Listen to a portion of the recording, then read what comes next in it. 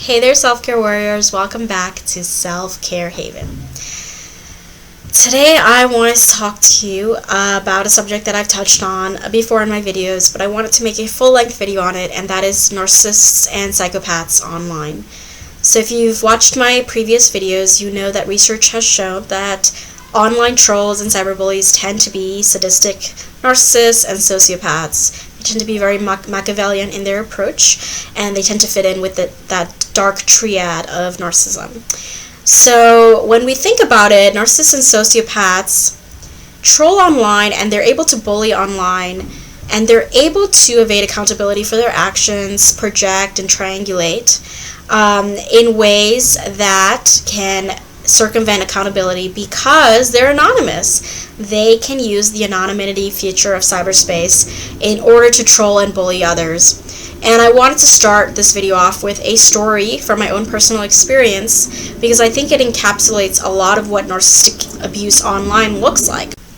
Now, for those of you who've been with me from the very beginning, or you found me through my blog or my other platforms, you know that I've gone through a lot of cyberbullying and trolling in my life ever since I had my blog go viral. Not only did I receive a tremendous amount of support, I also received a lot of harassing, degrading, hateful comments from narcissistic trolls and cyberbullies. And at the time, I was relatively new to blogging. And by blogging, I mean my actual written blog. I'm not talking about just YouTube videos. I'm talking about my actual written blog, which received 1 million hits at 2 years ago for an entry I wrote called 5 Powerful Ways Abusive Narcissists Get Inside Your Head. And during that time, I did not expect the level of hatred coming from these few cyberbullies and trolls. I seemed to have the same kind of comment come over and over and again, which made me suspect that they might have been multiple accounts under the same person, or it could have been different people, because you know that narcissists tend to react and behave in a very similar way that's so eerie across different narcissists, and even some of the things that they say, such as damaged goods, or the way that they project and blame you and gaslight you, and covertly and overtly put you down, is very similar. So it could have been the same person, or it could have been a few different people who were doing this. But I noticed that once I wrote about cyberbullying and trolling on my blog, that actually decreased drastically. I think it's because I had mentioned in my blog post about cyberbullying that I could see their IP addresses and use a geolocation website to see where they were writing from. And I actually did do that for one of the most threatening trolls, and I noticed that he had actually been writing from a law firm. So I could have easily just called that law office and asked, hey, is there someone by the name of whoever? Because this troll had apparently used his real name. Although I did not do that, and I decided to just screenshot it and just let it go for now. I think once I mentioned that in the blog post, trolling and cyberbullying on my blog just went completely down, and there was like no more trolling comments after that. And I noticed that the reason that happened was because they realized that this was not a platform where they could troll anonymously, or at least completely anonymously, because of course you can have incidents where people fake their IP addresses, they might have floating IP addresses, they might be able to escape, that kind of tracking. But I think that was a little punch of reality for them, and they just kind of went on their way. And I'm not sure whether they came back on other platforms, because it's hard to tell with the anonymity feature of cyberspace whether these are old trolls coming back or new ones who resemble the old ones, right? Because when you have multiple trolls, what they can do is that they might not come back for a while, but then they'll troll again on a different platform of yours. So I actually have a story to share with you guys, because I think it encapsulates a lot of what we talk about when we talk about narcissistic abuse. This guy from Finland reached out to me, and he sent me a very creepy message, basically insinuating that we should meet up, and it was not a platonic message. It was a really creepy message, and the vibe I got from him was just like, ugh, and I did not want to respond to him. Usually I do respond to people who send thank you messages to me, and he did thank me for my videos in the beginning, but then he just became very strange and weird. And usually I will respond to them and I'll say thank you so much for, writing to me. I really appreciate it. And, if they need any help or any resources, I will point them in a direction that, they can find resources. Or if they have any questions about my blog or my books or anything like that, I will, answer it as best as I can. If I have, the time to do it, I will respond. However, this person would not let up. So they continued to harass me when I did not respond. They would say things like, why the F are you not responding? Do you think that I'm a narcissist? Again, I never responded. I never said anything like that. Just because I don't want to respond to your creepy message does not mean that I think you're a narcissist. It just means that I'm not interested and I don't want to engage in that sort of conversation. They took it to the next level, though. They actually found my personal Facebook page. Mind you, this person had been messaging me on my book Facebook page. And now they went to my personal Facebook page and they were talking about certain pictures that I had put up, and they had said, like, I noticed that you only have pictures of yourself, you're probably a narcissist. And I was just thinking to myself, like, is this person an idiot? Because Facebook allows you to control what other people can see. So the pictures that I mostly allow people to see are usually the ones by myself or traveling or in nature, because I don't want everyone to know everything about my personal life. I mean, that's just a privacy feature that everyone should have if they want to keep certain things in their lives private. I don't want to have everybody that's in my life have pictures of me that's public. On some platforms I will have some certain pictures that are public, but on Facebook I don't usually, just because it's something that is so accessible. It's just so wide open that I don't want to put pictures that other people have tagged me in to the World Wide Web. And I just thought that was strange that he was assuming that about me just because of that. Another thing that he did was he was bothering me on a Friday night. On a Friday night, I am out. I am having fun. I'm not thinking about sending Facebook messages. I'm not, I'm taking the day off on a Friday night. I'm not working usually, and it was just so strange that this person, I knew that he was from Finland, but even with the time zones being different, why on earth would you assume that you were entitled to someone's time just because you messaged them? Why on earth would you assume that someone has to message you back right away? Why on earth would you assume that you have a right to a response? That makes no sense to me. If you sent out a creepy ass message, like, you're not entitled to a response. I'm just telling you that right now. You are not entitled to a response. And even if you didn't respond, you didn't say anything in a creepy way, that doesn't mean that you're entitled to anything. Really. If someone goes out of their way to help you, that's great. That's amazing. I mean, I wish more people would. But if you are sending a message that may or not have a yes or no response, and someone might not be interested in having a certain conversation with you, do not feel entitled to a response. Do not feel entitled to that. Red flag number 1, in sense of entitlement.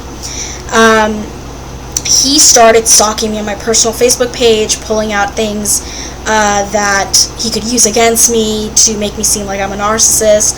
It was just really weird. It was weird in the sense that I couldn't believe that this was escalating to the point where I had never sent a message to this person, I had never responded to this person, and yet they were going out of their way to harass me on a Friday night, basically saying, why the F are you not responding? Do you think I'm a narcissist? They actually said that. They said, oh, you must think I'm a narcissist. Nobody said that. Again, they're having a conversation by themselves. They literally had paragraphs of them talking to themselves, and I would see each message, but I would not respond because I was just like, I'm not going to respond to someone who bullies me like that. And eventually, of course, I ended up blocking him, but it was just so disgusting the way that he went about it. He went to stalk me on my personal platforms. He went to find any information he could find about me because he couldn't stand the idea of someone not responding to him. If that's not a sense of entitlement, I don't know what is. And it is that kind of sense of entitlement that exists in narcissistic abuse. They feel so entitled to your time, your energy, And of course he was projecting all sorts of things about me based on the little information he could find on the World Wide Web. And he was trying to make me feel like I was the narcissist for not responding to him. It was ridiculous. And it encapsulated a lot of the online behavior that I've witnessed through my 2.5 years of experiencing cyberbullying and trolling. I usually don't speak out a lot about these experiences just because I never want my message to get lost in videos where, you know, I just end up venting about these people, because I'm sure I can make millions of videos venting about each and every incident, but I won't.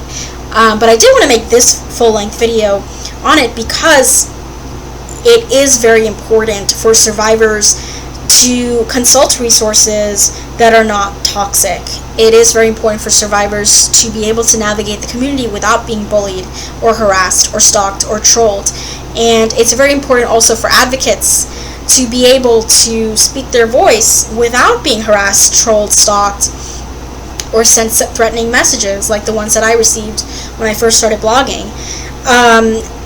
It's really, really important that we try to keep these spaces safe and open for survivors to be able to speak their voices without being harassed, without being bullied, without being called names, without being projected all these malignant traits onto, like narcissists are prone to doing. And I think that one of the things that can stop cyberbullies and trolls, the first one would be accountability.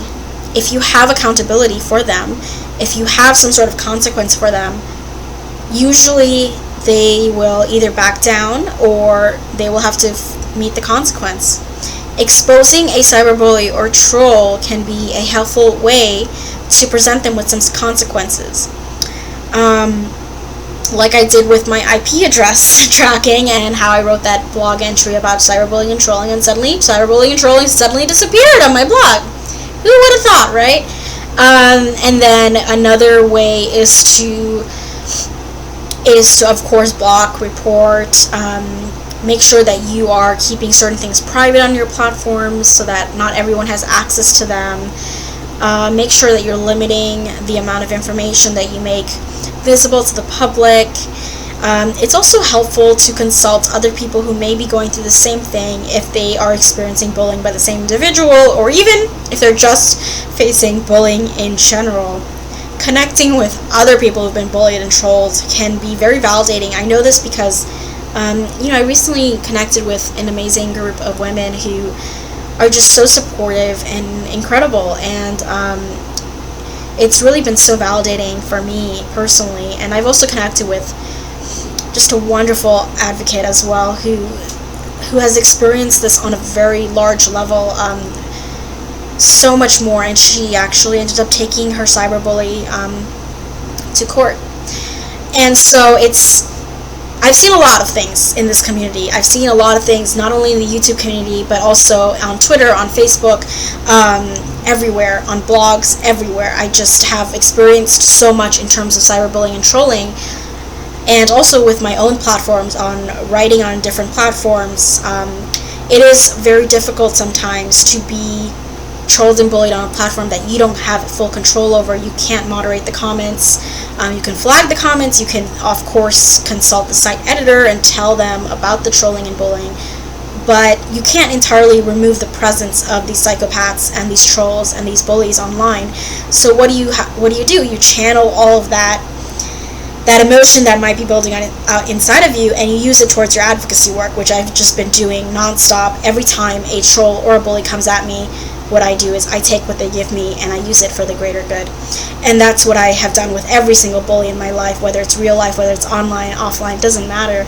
I will use it. Whatever you give me, I will use it. So you guys are, the supporters here are amazing, and I'm so grateful every day that I have so many people who connect and resonate with my work.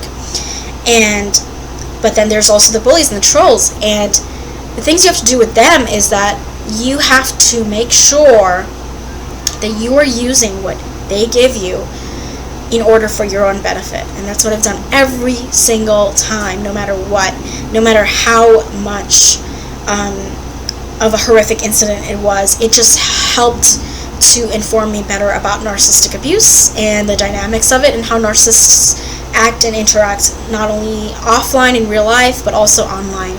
And that has given me the knowledge and the tools and skill set to be able to become more discerning. And Annabelle Lee recently put out an incredible video. You guys should all watch it if you haven't already, on building that kind of discernment in the narcissistic abuse community. I'll leave a link in the description below to her video. Please do check out her channel if you haven't already. She's amazing. She puts out amazing videos, incredibly informative, insightful, discerning, perceptive, and this video was just so timely and so on point. But I just wanted to talk briefly about my own experiences with this issue, because I've just seen so much hatred as well as love and support, and I've gotten so much love and support from you guys. But there's a darker side. There's a darker side to this advocacy work, and that is the fact that you will meet the same types of people that you are trying to heal from in the very communities, in the very spaces where you are supposed to find your healing. And you have to be discerning about who you go to for support. You have to be discerning about who you confide in. And it's not that you have to be paranoid about everything that you say or do, or because you do also have the anonymous future for yourself as well. So if you want to share a story behind a name that is not necessarily your full name, or you don't want to make videos, that's fine. That's your decision, and you should do whatever is right for you as a survivor of this type of abuse.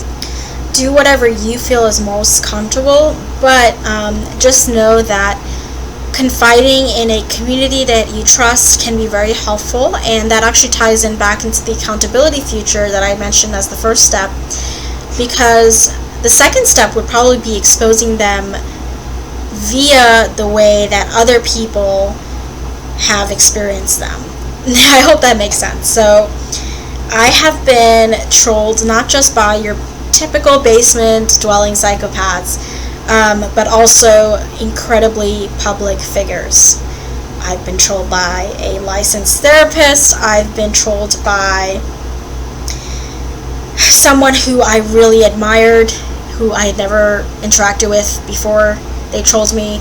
I will not mention their name, but it was incredibly disheartening to realize that she had certain tendencies that were incredibly narcissistic, and very public figure. Never would have expected them to ever reach out to me or interact with me in a certain way. But it was really helpful for me to get validating assurance from others who have actually also been bullied by that person. And I realized that these types of people are truly wolves in sheep's clothing. You would never expect who they really are. And it is very disheartening. I don't want to make you guys paranoid, though. You know, it does tend to be those basement dwelling psychopaths too. But they can also be public figures. They can also be licensed professionals. There's really no limit, unfortunately, to who these wolves in sheep's clothing can be. And you have to, like Annabelle Lee said in her video, trust your gut instinct, trust your own experiences, because when I had that interaction with that very public figure, I thought that I was alone. I thought I was completely isolated and alienated. And this is not someone on YouTube. This is not someone that you would ever even expect would have even the time or the energy to do this. It's someone that you probably guys have all heard of, and I never would have suspected that they had engaged in this type of bullying behavior before had I not heard from other people that they had experienced similar things. And that's when I started becoming less alienated in my own experience, when I heard these other validating voices of support. And once I received that validation, I realized it's important to build a community that you trust around yourself if you are experiencing bullying, if you are experiencing trolling. If you are an advocate and you do experience trolling and bullying, it's really important to find people who can validate you, who support you, who understand what you're trying to do with your work. And that can be incredibly validating, just like we found each other in this community, and we continue to raise our voices against narcissistic abuse. So the things that we do online to support each other are the very same ways that we can support each other when it comes to these types of topics.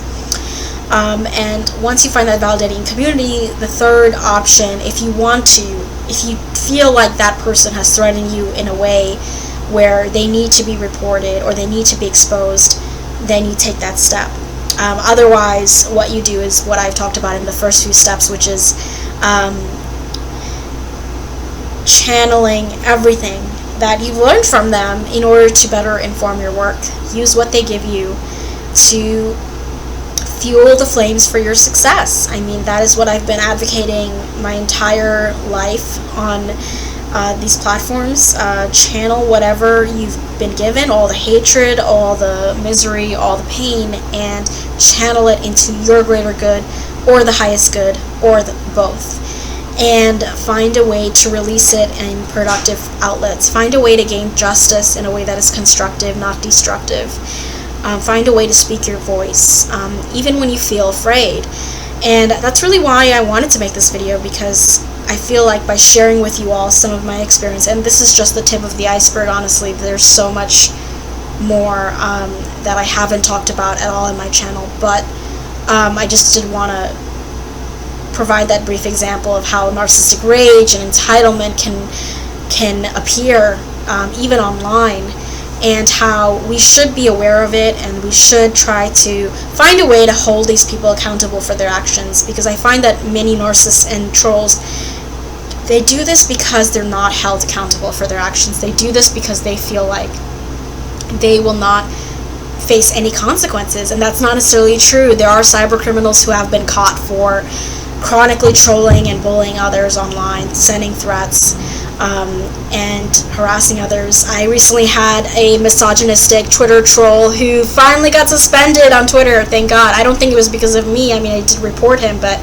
there were a number of other people who had issues with him, and he had been sending the most horrific messages you could think of, and he was just targeting random people who happened to write about women's rights issues or anything related to women, and he would call them terrible names. And Twitter was not Twitter was allowing his freedom of speech to the extent where it was basically a hate crime. But finally his Twitter account got suspended. I could not be happier. And I'm sorry if the lighting on this video is kind of inconsistent. I'm kind of near a window. I'll try to fix that. But justice can be served even if it takes a long time. So don't lose hope if you are being bullied offline or online. The people who have seen the narcissist unmasked, whether they're online or in real life, will eventually know the truth. As I said in my video on Does the Narcissist Ever Face Karma, they will face karma in the sense that they will expose themselves one way or the other. And accountability is important. Finding a community is important. Channeling all of that negativity into positivity and constructive results for the greater good is also important. And I hope that we can continue to fight against these bullies, because we really need to set boundaries with others. I think this is a great way that we learn how to set boundaries in ways that we probably might not have done in the past in real life.